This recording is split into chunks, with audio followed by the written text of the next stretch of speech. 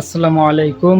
আজকে আসলে বাংলাদেশ ক্রিকেট নিয়ে কিছু কথা বলবো। হয়তো ভিডিওটা একটু বড় হবে, আপনারা একটু দেখার চেষ্টা করবেন। আর ভিডিওর শুরুতে আমি একটু আসলে কবিতার মতো বলার চেষ্টা করব একটা ছন্দ, সেটা হচ্ছে এই পাপনলিপুর বাংলাদেশ, এই হাতুড়ে পাপনের বাংলাদেশ, রহম করো আমায়, রহম করো আমাদের। এবার কিছু পয়েন্ট বলবো, আসলে এই পয়েন্টগুলো আমার সাথে মিলিয়ে নেবেন যে বাংলাদেশ ক্রিকেটের সাথে আসলে মেলে কিনা, আর এই কথাগুলো আসলে বাস্তব কিনা। যেমন প্রথম হচ্ছে সাকিব আল হাসান। আসলে এই যে লাস্ট যে কিছু ম্যাচ খেলতেছে সাকিব আল হাসান, সে যে কোন হিসেবে খেলে আমার জানা নাই। আমি সাকিব আল হাসানের একজন ফ্যান হয়েও আমার বলতে হচ্ছে যে আসলে আজকের যে ম্যাচটা খেলছে, বোলিংয়ে একটা ওভার করছে, 6টা রান দিছে, ব্যাটিংয়ে আসলো মানে যা ইচ্ছে তাই। মানে যে কোন হিসেবে সে মাঠে খেলে এটা আমার আসলে জানা নাই। সে যদি ইনজুরি থাকে অবশ্যই তাকে বসে যাওয়া উচিত। কারণ এইভাবে একজনের জায়গা দখল কইরা ম্যাচের পর ম্যাচ খেইলা পারফরম্যান্স না কইরে দলে থাকা, এটা আসলে একটা ক্রাইম। তার ভাষায় এটা একটা ক্রাইম। তারপরে আরেকটা পয়েন্টে আসি, সেটা হচ্ছে বাংলাদেশ জিন্দাবাদ। এই ২টা শব্দ মিলানোর কারণ হচ্ছে পাকিস্তান জিন্দাবাদ আর বাংলাদেশ তো হচ্ছে অন্য হিসাব। আর এই ২টা একসাথে বলার কারণ হচ্ছে যে এই ২ জনের যে পারফরম্যান্স হুবহু মিলে যায়। যার কারণেই আসলে আমি বললাম যে পাকিস্তান জিন্দাবাদ। ওরাও যেভাবে ইন্ডিয়ার কাছে হারলো, আমরাও আফ্রিকার কাছে ঠিক হুবহু কপিরাইট, মানে যে আপনার ভিডিও করলে যেরকম কপিরাইট মামলা দেয় একজনের ভিডিও আরেকজন ছাড়লে, ঠিক একই ভাবটাই এই জায়গাটায় হইল। তারপরের পয়েন্টে আসি, বাংলাদেশ টিম যে ধরনের ক্রিকেট খেলে, আমরা এখন বাংলাদেশ ন্যাশনাল টিমও জানিয়ে গেছে যে তাদেরকে মায়ের দোয়া ক্রিকেট বলা হয়। আসলে মায়ের দোয়া ক্রিকেট না বলার তো কিছুই নাই।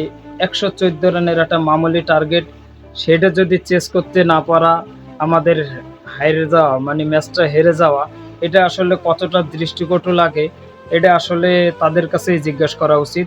আর সারা দুনিয়ার মানুষও যদি দোয়া করে, নিজেরা যদি পরিশ্রমটা না করে, তাহলে কোনোদিনই এই রেজাল্ট আসবে না। কারণ তারা ২০-২২ দিন হয়ে গেছে আমেরিকার মাটিতে গেছে, তারা হয়তোবা ২-৩টা সেশন প্র্যাকটিস করছে। তারপরের পয়েন্টে আসি, নাজমুল হোসেন শান্ত। নাজমুল হোসেন শান্ত সাকিব আল হাসানের মতো কোন হিসেবে যে টিমে খেলে আমার জানা নাই। কারণ হচ্ছে ক্যাপ্টেন্সি তো পারেই না, দেই সাকিব একটু নাপতালি করে, ওর অনুযায়ী মনে হয় মাঠটা চলে। নাজমুল হোসেন শান্ত, আমার মনে হয় ভাই এই পাড়া মহল্লায় লোকাল যে ক্রিকেট আছে খুলনার যেসব প্লেয়াররা খেলে, আমার মনে হয় সবচেয়ে বাজে প্লেয়ারের চেয়েও বাজে পারফরমেন্স করে নাজমুল হোসেন শান্ত। তারপর হচ্ছে আপনার লিটন দাস, সৌম্য সরকার। আসলে আমি বুঝি না ভাই, তোমরা যে ধরনের ক্রিকেট খেলো, ন্যাশনাল টিম আসলে ওই রকম জায়গা না ভাই। ন্যাশনাল টিমে খেলতে গেলে ন্যূনতম একটা পারফরমেন্স থাকা দরকার আছে। তোমরা যদি একটা দিন ৩০ করে ভাবো যে আমি আরো ৫০ ম্যাচ খেলবো, এটা আসলে মনে হবে যে বাপদাদার সম্পত্তি, তাই ভাঙ্গে ভাঙ্গে খাচ্ছি। তারপরের পয়েন্টে আসি, কেশব মহারাজ আজকে সাউথ আফ্রিকার যে লাস্ট ওভারটা করলো, সে কিন্তু আমাদেরকে জিতানোর জন্য যথেষ্ট চেষ্টা করছে। আপনারা বলবেন কেন, এই কথাটার আমি ভাঙাই দেওয়ার চেষ্টা করব। আপনি দেখবেন জাকির আলী ওয়ানিক, সে কিন্তু একটা ফুল টাচ বল পাইছে, একটা বাউন্ডারি বল, স্পিন বলে একটা ফুল টাচ মানে সেই বলটা বাউন্ডারি হবে।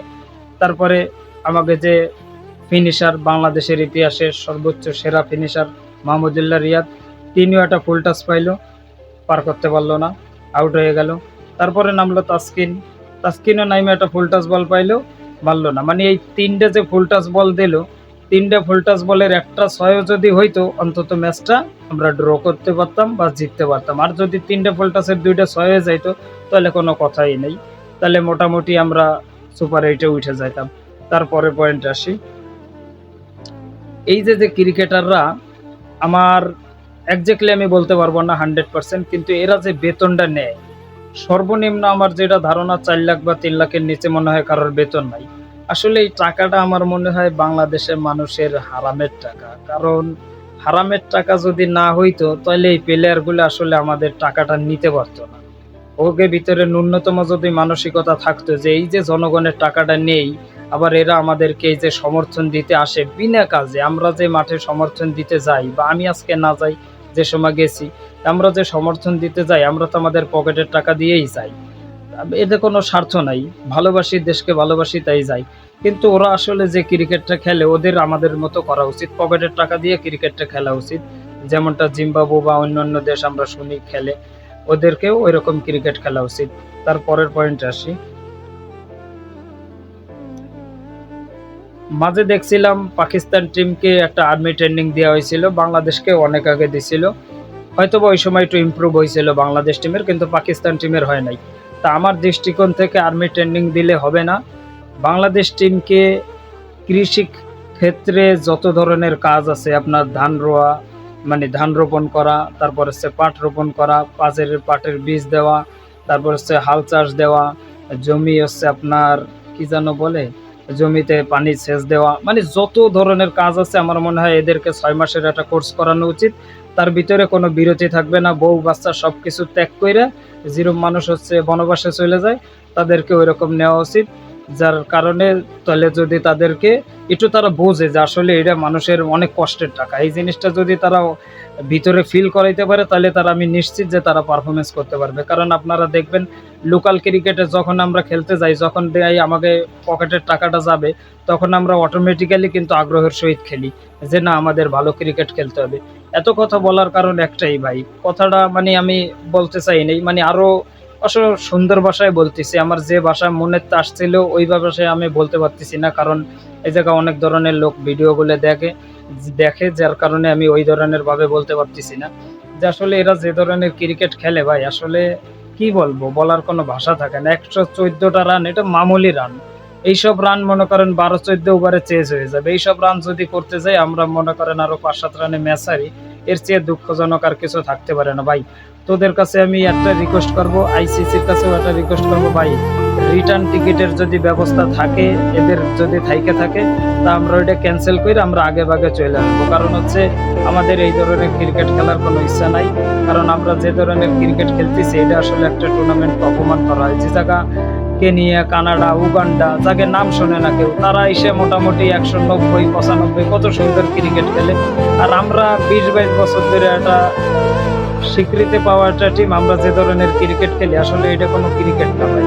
ক্রিকেটটাকে আপনারা সুন্দরভাবে উপভোগ করার চেষ্টা করবেন, তাহলে মন থেকে উপভোগ করার চেষ্টা করবেন। আপনারা মনে হয় কি যে মানুষের হারামের টাকায় নিচ্ছেন, মানে যা ইচ্ছা তাই করি, কোনো আমাদের কোনো দায়ভার নাই। এই যে যে ধরনের ক্রিকেট খেলেন এই ধরনের ক্রিকেট খেলা বাদ দেন ভাই। আর এই যে হাত জোর করে আপনাদের কাছে ক্ষমা চাচ্ছি ভাই, এই ধরনের ক্রিকেট থেকে আমাদেরকে রক্ষা করেন, অন্তত এই ধরনের ক্রিকেট আর খেলেন না ভাই।